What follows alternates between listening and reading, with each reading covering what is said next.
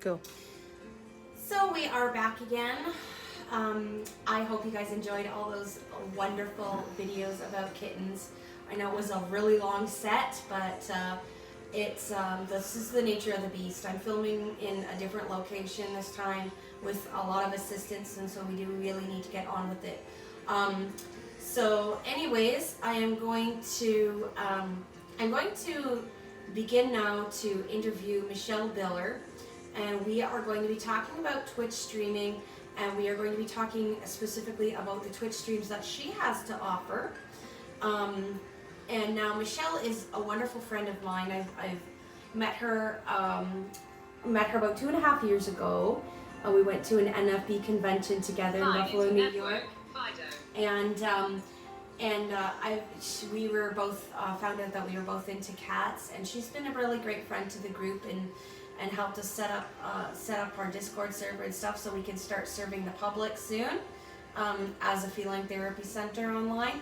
So that's really awesome. And so for that, we are giving her some airtime for her to let us know a little bit about what she's doing, and to plug what she's doing, and hopefully you guys will be interested in supporting her in that. So, Michelle, how are you doing tonight? I am doing wonderful, thank you. That is awesome. That is really awesome. Okay, so basically, we're going to start at the very beginning. I realize that this is not, I realize this is kind of elementary school stuff for you, but could you tell those of our viewers who might not know what Twitch actually is, and what it's used for, and that kind of a thing? Yes. To my knowledge, at least, Twitch is a platform and a website that allows individuals to stream onto, whether it is games, woodworking, crafting, baking, and there are a lot more things that people do on this website. You can get it on mobile, you can get it on your computer device, you can even get it on a tablet or a iPad, depends on your preference. So now these streams, they're not like the YouTube videos that we're doing. Like right now we're doing a bit of a stream type style. Our show right now is being done in somewhat of the style of a Twitch stream. Is that correct? Yes, it is somewhat of a style, not exactly the same, but there are a lot of similarities where a lot of people can actually record ahead of time and post it onto their stream. They don't actually have to stream it live. They can actually post recordings on Twitch if they really wanted to, and they could have it on it and have a pre-run so that people can actually watch it. But a lot of people prefer to actually stream live so that they can be communicating with their viewers and being live with people around them or in all kinds of different countries around the world. Wow, that's really, really awesome. So, so basically what you're saying is one of the advantages that a Twitch stream would have over a show like this is that, you know, I'm always encouraging people to throw their opinions or information or questions into our comments, and we can ask them or answer them later. But the advantage or possibly disadvantage, depending on the situation, of having a Twitch stream would be that the comments are, like, the opinions or questions or whatever are just thrown up there like right away, and then the streamer deals with them right away. And I think that's one of the reasons why Twitch streams are so long. Would I be correct about that? That's one reason. Another reason is because a lot of people enjoy streaming, and people come in at multiple different times while they're streaming and communicate with them. There are some people who stay the entire time, even if it's a 12-hour stream, which I don't know how people can actually stay the entire time. Wow. And then there are people that pop in and out and come in whenever they can, and when they're not busy, and communicate with the streamer. It's just one of those things. Wow, 12 hours. I couldn't even imagine streaming for 12 hours. That's dedication for you. I've streamed for 24 before, so I mean... Have you? Oh my lord, that's crazy. That's insane. I mean, it is. That's and actually, insane. I'm almost, like, if I'm being honest, I'm almost at 500 followers. I'm not saying this because I want to get more followers, But because I'm almost at 500 followers, I promised my Twitter viewers, at least, that when I reach 500 followers, I will do another 24-hour stream. Oh my gosh. Oh my What was your stream on? I stream multiple things. Mainly I stream games right now, but I do stream baking and cooking as well, and I have done live board games.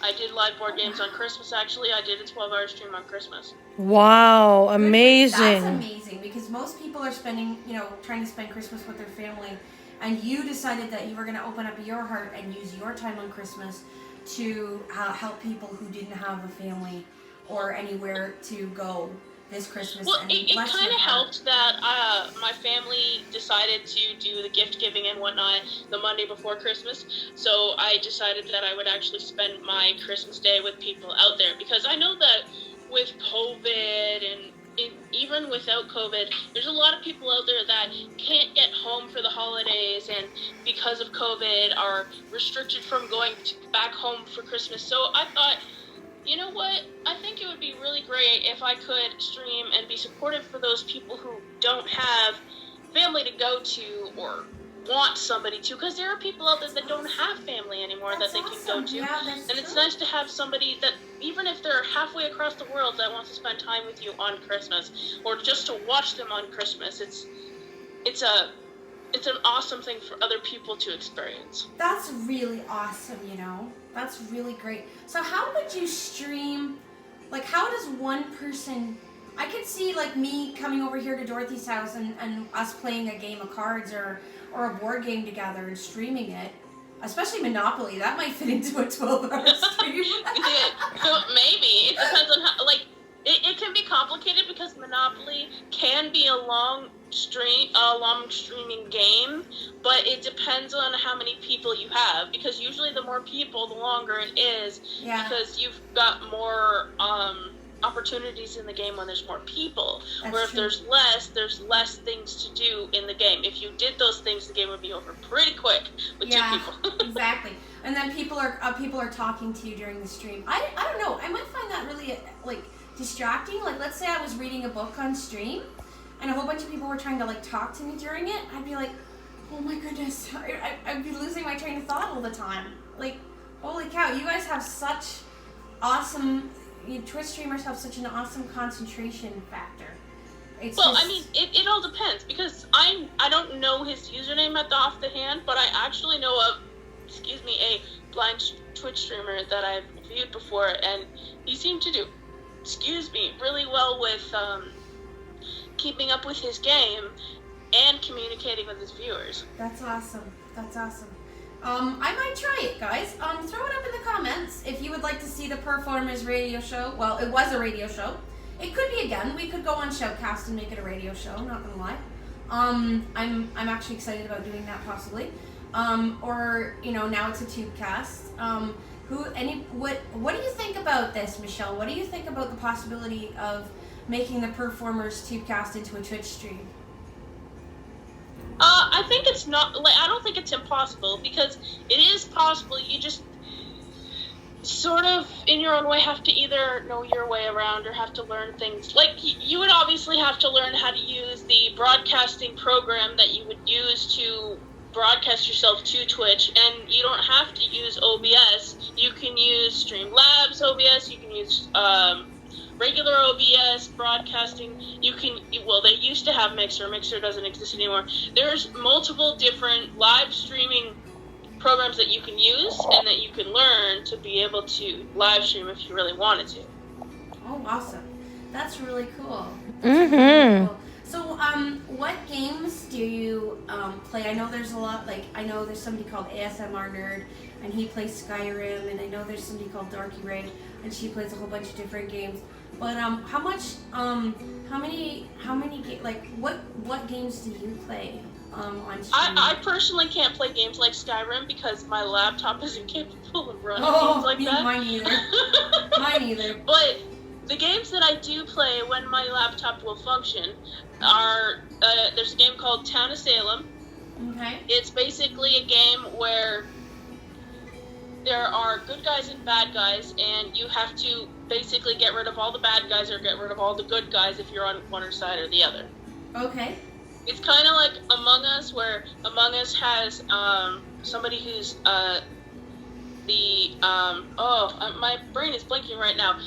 Like, there's the bad guy, and there's like one or two, depending on how many players you have, and then there's the other people who are in the game that are just trying to run around and finish their tasks, and one or two guys that are the bad guys are trying to kill off the crewmates to win the game, or the crewmates finish all the tasks to win the game. So they're kind of similar, but at the same time they're not, which is really weird. Town of Salem has witches and werewolves, and I think they have vampires. They've got mafia. They've got serial killers. They've got arsonists. And then on the good side, they have people like the sheriff or Why is my brain blanking? It's hilarious when you're live streaming and you're trying to talk about things and your brain is like, nope, I'm gonna throw out a second. Exactly. I can see you're actually lapsing into like the Twitch stream style. Yeah. I can see that. Kind of, yeah. I can already see that even though this is a tubecast. You're actually lapsing into, this is Michelle the streamer that we're listening to right now.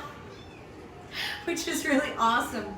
Which is really, really awesome. So what is it that people find so fascinating about gaming streams? I mean, I love audiobook streams for obvious reasons. But I'm just wanting to figure out I guess for me it would be if somebody was narrating, like talking about what they were doing a lot, then I would actually get to experience the game without actually having to play it, because most games that are actually we had some really, really great games in the 80s, like the Eamon games and so on, adventure games that are accessible. And actually, guys, on my YouTube channel or Twitch or whatever, I'm thinking about actually pulling some of those old games out and doing some gaming streams. I know some blind people have been really expressing a desire to see some of those gaming streams and have some memories and stuff. So I'm actually still thinking about doing that. But some of these other games like World of Warcraft and some of these other ones, they almost, like, if you're a really good narrator, you're almost like reading it almost like it's a story in an audiobook, right? Yeah, I can imagine that. So, I don't know. It's just, it's interesting. I know esports is becoming a really big thing right now, which basically means playing video games on live streams and on YouTube, right? Thinking about that, did you end up looking into Minecraft? Because I know you were curious about it yourself. I was thinking about looking into Minecraft, but I've been so, like I said, I'm a 24/7 caregiver, and I run a feeling therapy center. So I'm trying to run it anyways. So I've been super, super busy. Like I said, I just dialed down on the sleep aids so that I could have 6 extra hours a day to do my living in.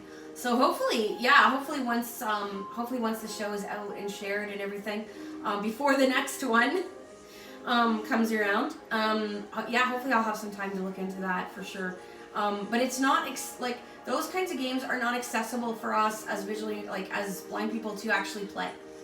To be honest with you, they're not really accessible to play. So these gaming streams would be super, super helpful for us to at least have somewhat of an experience of the World of Warcraft or the Minecraft or whatever. Skyrim. Well, when it comes to different games, we can, for sighted people, we can talk about what is in the game, and we can audio visualize the game to our viewers, but it doesn't necessarily mean you're going to have the same experience, because there are so many different Minecraft worlds, and I'm assuming it's similar for World of Warcraft, but I haven't played it. Oh, you and haven't? There's different maps that you can go into. There are different things that can happen. Like, for example, I may be getting attacked by a skeleton on the right side, but you could get attacked by the skeleton on the back side. Absolutely. I mean, and so there's differences. Came out funny. That was actually kind of funny. But yeah, I certainly, that's the thing, for us to actually be able to play it, but for us to follow what you're doing in your stream, that might be actually quite amusing and quite awesome for people to be able to at least experience that. So anyways, so this is really good. This is turning into a really great interview. I'm really enjoying my talk here with you, and we are going to continue this talk, but my soundscape is drawing to a close. I should have put more music. I thought I had put an hour of music in my score, but I reckon that I didn't. So I'm actually my soundscape is going to end in a few minutes. So I want to actually walk over there and turn it back so that it goes back to the beginning. But so I'm going to, but here's the deal. We're going to break this off because in the show, we are going to add some YouTube videos. We are going to do some Dear Kitten from Friskies. So you guys are going to be viewing that, and we will see you after Dear Kitten is all finished with. And we will continue talking with Michelle Miller.